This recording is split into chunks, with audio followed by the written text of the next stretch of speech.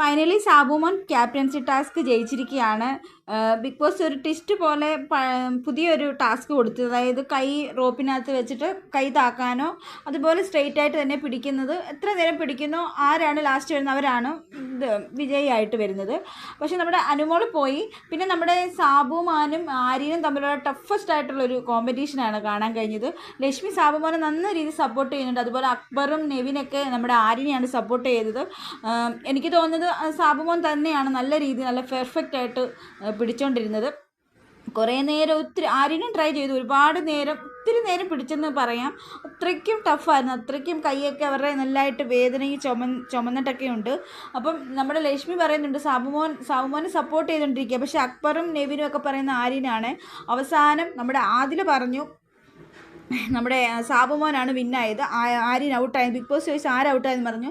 ആദില പറഞ്ഞു ആര്യൻ കൈ താത്ത ആര്യൻ ഔട്ടാവുന്നു. പക്ഷേ നമ്മുടെ നെവിനും അക്ബറും അത് സമ്മതിക്കുന്നില്ല.